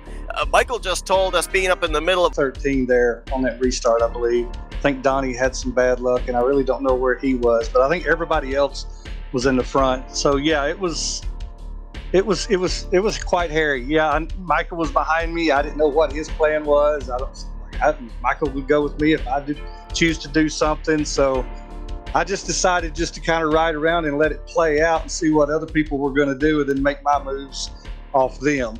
Because let's face it, like you said, I come in with my back against the wall, me and Denny back in the back. So if I'd have finished in the top 10, honestly, I'd have been happy. But to be here on the podium, just, it's a breath of fresh air. I'm quite relieved. You mentioned about the fact of us having a majority of the Elite 8 up there inside of the top 10 on those final couple of restarts with points as close as they were coming into tonight. Did that make it more of a priority to maybe win this race, lock yourself in, or do you still feel, even though you had a lot of the playoff drivers finish around you, that this finish here tonight puts you in a somewhat comfortable position going into next week's elimination race? It sure helps. I would like to have won. Probably would have increased my odds, obviously, if I would have made a move, but by the same token, I could have went to the back. So with all those guys being up there, that's kind of why I decided just to see how it played out. I thought the bottom lane was going to have an advantage when the top lane started, but the top lane didn't come in time for me to clear the bottom, which I didn't expect that to happen. So once I cleared the bottom, I was like, I'm just going to watch and see what happens. And everything I do is going to be based off what happens around me. And I know Joe was moving up, moving down, probably looking to see if I'd go to go with him. And I wanted to, but then there was, like I say, there was that the guy sitting on my shoulder here going, dude, one wrong move and you lose 10 spots quick. So I let it play and then made my decision off what other people were doing. It's interesting. I got a question here. Yeah, you, Nofsker and McClure were the top 3 finishers last week. and you're the top 3 finishers again this week. How did you guys pull that off? We just deja vu. Have you ever seen Groundhog Day? Oh yeah. That's I didn't even notice that, but you're right. Who won? Did Tim win last week? Tim won last week. Yep. But dadgummit, we better do this next week. And this time you get P1, right? That's right. I mean, if they want to share, they don't have to hog it all. That's Right. good point there, Kyle. Didn't even notice that, man. It's interesting, too, because if you look at the playoffs so far, you go back to the first round, it was really all about execution under green flag conditions, very few cautions. Here tonight, we saw the yellow flag wave a couple more times, and you yourself were actually involved in one of those incidents off of turn 4 and able to recover to be able to salvage the podium finish here tonight.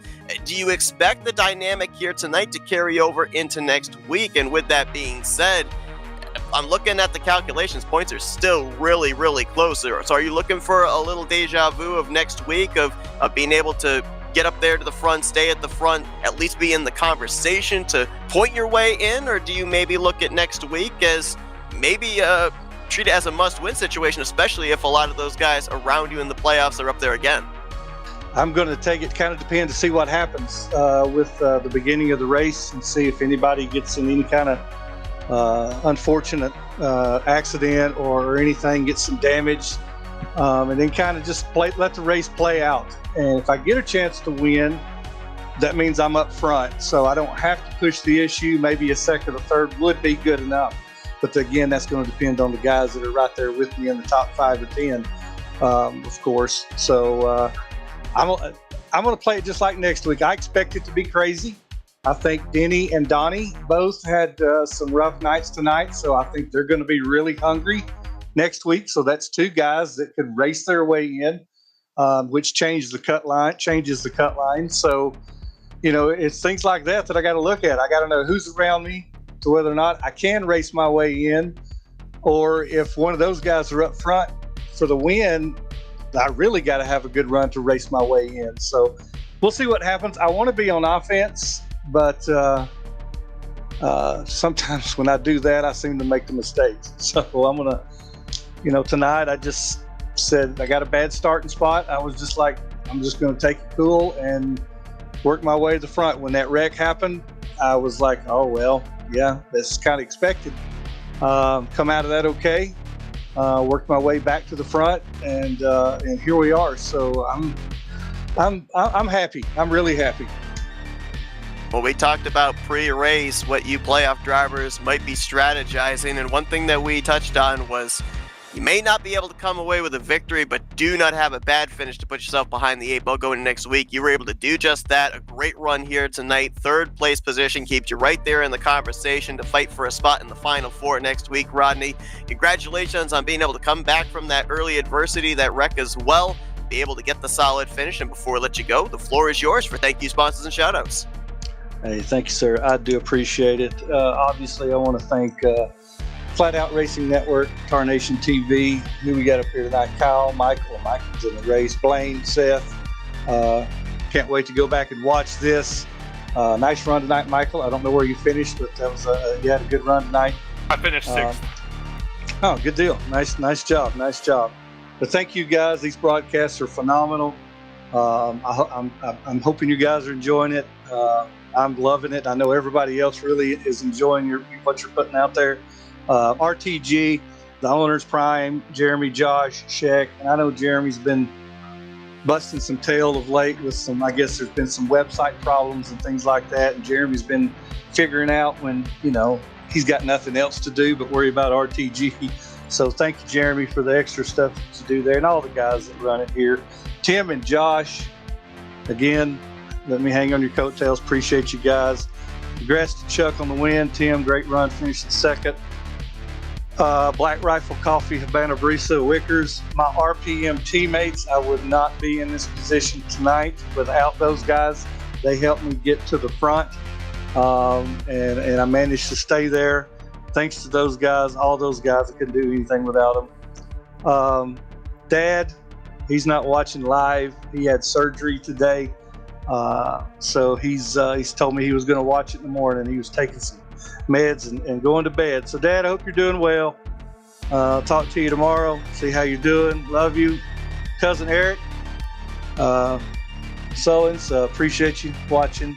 Kevin Duclos, I'm glad you guys are watching. I appreciate you out there. John, making this great track. Is this thing not awesome? And I'm going to close out with thanking our donor for the vets that appreciate all of our vets. In memory of all of our guys. Bones, we miss him every day. And of course, Bob Dixon that we lost recently. That race last week was a fun race in his memory. So, well, thanks guys. Appreciate you. Well, Rodney Sullivan's a great run here tonight in this first race of the round of 8. Brings it home on the podium in 3rd place. Congratulations on the job well done. Best of luck next week as you look to lock yourself into the Final Four and compete for this championship in season 67. Thanks, fellas. Have a good night. See if we can now get a hold of the driver that brought it home 2nd place here tonight. He was in victory lane last week, and he'll find himself in a good position going into next week's elimination race as well. Let's dial up Tim Nofsker. Hey, Tim, it's the guys up here in the booth. You got a copy? Yeah, welcome back, sir.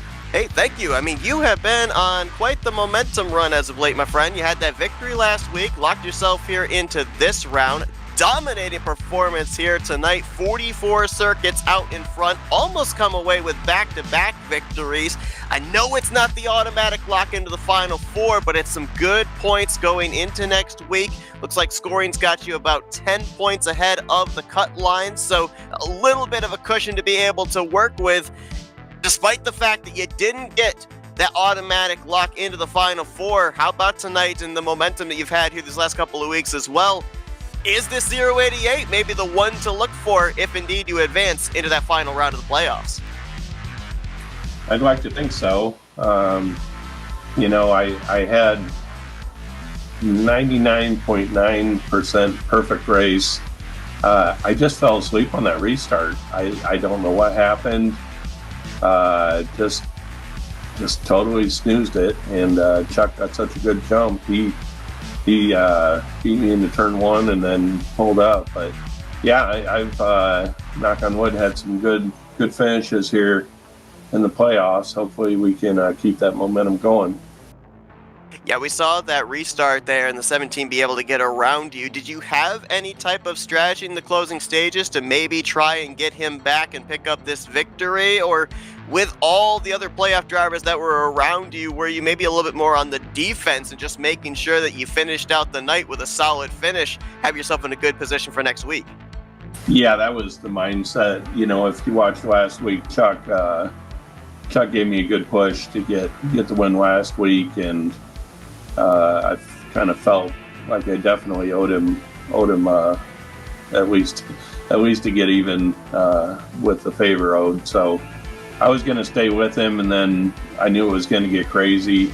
I really was surprised that no one really hopped out before we came to the 1 to go, and I was thankful actually, because they pulled that same move with 5 to go. I might end up finishing 25th. You never know. So I felt with them moving on the back stretch on the last lap, I could still salvage the top 5 out of it, no matter what happened. So that was good. I got a good push there from Rodney coming out of 4 there, and that kind of got me up to 2nd. So I was happy with the outcome. We talked with Rodney just moments ago, and he's going to be going into next week's race below the cut line. You're going in above the cut line.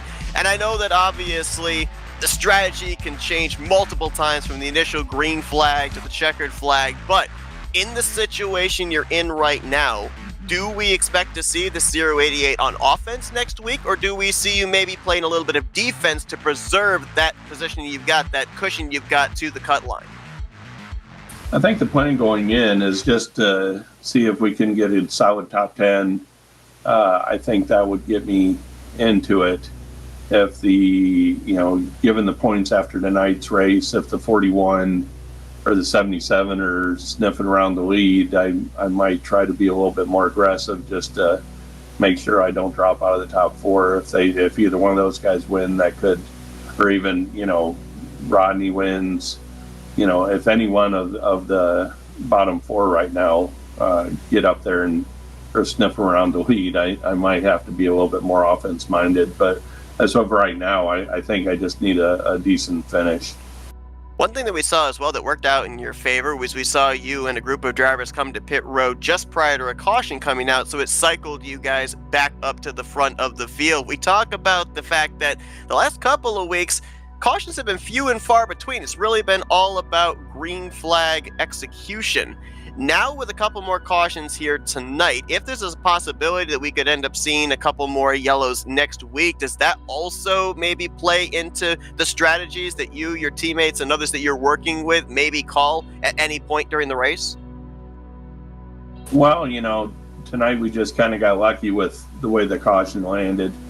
But, with this series, look at the last two races. You cannot count on the caution at any given time.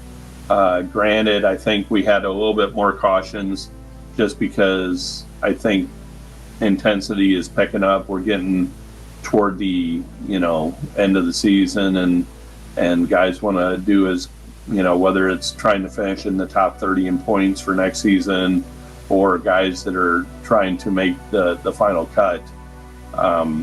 Intensity is definitely only going to go up from here. We could definitely tell the intensity is picking up here tonight. Obviously, less drivers battling for the championship. A lot of drivers trying to get their first win on the season, and more than likely going to see the wick turned up a little bit more going into next week's elimination race. But Tim, congratulations on the finish here tonight. Nice little cushion between yourself and that cut line going into next week as you look to advance your way into the Final Four. Before we let you go, floor is yours for thank you, sponsors, and shout-outs. As always, thank you guys for doing what you do and putting on a great show. I got to thank Josh and Rodney. As a team, I think we do a pretty good job on Thursdays. Got to thank Chuck for pushing me and Josh. Those guys were pushing me all night. Got a good bump from Rodney. Got to thank him. Thank Prime, Shaq. Jeremy does a great job for us with a lot of the technical stuff, and thank all those guys. And other than that, that's about it. Well, Tim Nofsker, he brings it home second place here tonight, 1 week removed from his second victory on the season. He'll look to keep this momentum going into next week as he looks to join the Final Four to compete for the season 67 championship. Congratulations, Tim. Best of luck next week in that elimination race. All right. Thank you. Tim Nofsker, your runner-up finisher here tonight, led a race high 44 laps. Next highest lap leader led 14 laps, and he's parked in victory lane. Let's go down and talk with tonight's race winner, Chuck McClure. Hey, Chuck, it's the guys up here in the FRM booth. You got a copy? Hey, guys, how's it going? Oh, man, I'll tell you what. It seems really unusual to be talking to you this late in the season going to victory lane, but what a time for it to happen here. Locked into the Final Four, a chance to go back-to-back here, season 66 to 67, defend that championship title. But describe what was going through your mind as far as the emotions here, because there were so many playoff drivers up there in the top 5, top 10 with you pretty much the entirety of the evening. Yeah, I was watching all of them, but I mainly had my eye on the 39 because he was my bracket guy, and I don't know why. I was just fixated on him, and it was pretty tight, and it was pretty wild at the end. Obviously got to be a huge weight off of your shoulders going into next week's race. You know you're going to be competing for the championship, so what is the strategy there? Like, I mean, you could, by all rights and purposes, you could park on lap 1 and you know that you're going to be battling for the championship, but I know as a racer you don't want to do that, so what do you do next week? Do you just kind of maybe test the waters, test some combination with some other drivers, test some different lines, see what works for things that maybe you can apply in a couple of weeks' time when we get to that final round? Well, you wouldn't believe the people telling me, okay, you're in, now I need help next week. So if I got like 5 guys that want me to help them, but I really appreciate the 39 and the 088 working with me tonight. We were just up front all night, didn't get off each other much. Obviously, I was out of state. I wasn't able to participate with you guys in that Bob Dixon 250 tribute race, but saw you go to victory lane there this past Saturday night. Was that maybe a thing that helped spur you here tonight to have this car get to the front, stay at the front, and eventually finish at the front? Yeah, it kind of was. I didn't realize it at the time, but that was a super honor to even run in that race, let alone win it. So, yeah, I kind of had some momentum coming in, and then I got lucky enough to qualify in the top 10, which is kind of rare. So that helped as well. Well, Chuck, a tremendous job here tonight. Able to really execute on that one restart that eventually got you to the lead and able to keep everybody at bay for the remainder of the run. Finally find victory lane and have yourself a secured spot in the Final Four. Congratulations on a job well done here tonight. Get to relax a little bit going into next week and have some fun with that Final Four, that final round looming. We'll let you get back to your celebrating here in a moment. Before we do, floor is yours for victory lane. Thank you, sponsors, and shout-outs. Well, first off, I appreciate you guys, FLRN and Tarnation TV, for covering these races. They're a blast to watch. Rodney for the pain, and a special thank you to Tim for helping me out. I helped him last week. That's just what we do. And I appreciate all the guys giving me the tire rub at the end. That means a lot too. And all the people that I work with from Marshall County Schools, I haven't been thanking them when I've been getting interviewed. Sorry about that, but there you go. And all the admins here, Josh, Tim, Rodney, and Sheck behind the scenes doing everything he can do, and Prime as well. So without them, we don't get to do this. Well, Chuck, congratulations once again, your victory here tonight. First driver we know that will be competing for the championship in a couple weeks' time in those final two races of the season. Best of luck next week. So look to keep the momentum going for that final round, and go and enjoy this victory here tonight. Appreciate it, guys. Chuck McClure, your race winner, his first victory on the season. A couple of things. First off, Kyle, you mentioned earlier on tonight that coming into the season, we only had 2 multi-time winners. It has been very spaced out with the drivers that have gone to victory lane here this season. Well, add another one to the list, another first-time winner here in season 67 with Chuck McClure. So the diversity continues.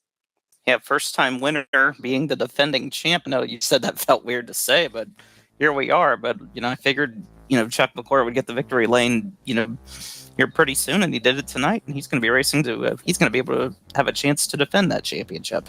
And I also love the fact that when we came on the air tonight, I said, well, we ended up having 5 eliminations. We've got a lot more X factors out there. It's going to be a lot tougher for a playoff driver to be able to go to victory lane. And we ended up having 6 of them finish up inside of the top 10 here this evening. We had 3 of them dominate this race and one of them go to victory lane in Chuck McClure. So I don't know why I do preliminary notes. It's super speedway race, and it's kind of one of those things, just got to see what happens, because these guys always seem to surprise you. But in the case here for Chuck McClure here tonight, obviously a huge sense of relief for him, but the points have been calculated. Again, tremendous credit to Jeremy Jeffries and the RTG admins, making sure we have this information before we go off the air to be able to kind of give a precursor for the following weeks, especially going into an elimination race.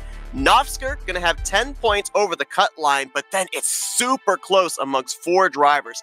Grant Wesley, Josh Metallic, they are going to be tied for third, 2 points above the cut line. Cut line driver will be Bob Seminara. We talked with Rodney Selvins, who finished podium tonight. He's -2 despite the podium finish. He's still below the cut line. And then Donnie Garrett, Denny Carroll, they are a total of 33 and 34 points respectively below the cut line. Pretty safe to say they're going to probably have to win their way into the Final Four next week. So many different scenarios going into next week's race. No guarantee that a playoff driver is even going to go to victory lane. Next week's going to be an elimination race to tune into. Yeah, there's going to be, as close as the points are right now, there's quite a few drivers right there that could have a solid run. A run that normally you would think, okay, well, that was pretty good. That should be good enough to, make it on to the next round. That ain't going to be good enough for some of these drivers, as close as it is. So, yeah, it's going to be really interesting to see next week, especially when you have 2 drivers that are in a must-win situation. We saw Donnie Garrett be in that same situation right before the playoffs started. He had to win in order to make the playoffs. He was able to do just that. Keep an eye on the 77 next week. We take one step closer towards determining a future challenger for Brian Schilling in the bracket challenge as well. With McClure's victory tonight, he and Grant Wesley will face off in the finals of the losers side of the bracket next week. So that should be a heavyweight fight to keep an eye on as well, as both of those drivers going to be looking to potentially make up 50% of the final four going into the final round of the playoffs. McClure has already done so with his first victory here tonight. Who Final will four in join him? Yeah. Final four in quotation marks. We could have a final five, maybe even a final six. Who knows? I mean, I would not be surprised with what we've seen the last couple of seasons. Would not surprise me in the least. Well, we hope that everybody enjoyed our coverage here Where am tonight. I at in points, Seth? Where are you in points? Mm-hmm. I can't you're count not that even high. A win wouldn't even help you. Nope. No, Let's just see. wanna be locked Michael Norman is 38th. Darn And it, you're so I still forgot. below Cody. Cody's 34th. I know. But you I gotta wasn't- be motivated. Okay, out of the whole season, this was my only top 10, okay? It was. Hey, but it was a good top 10. Yeah. Now you got to win next week. You've set the bar too high. Now you got to win Yep, next week. exactly.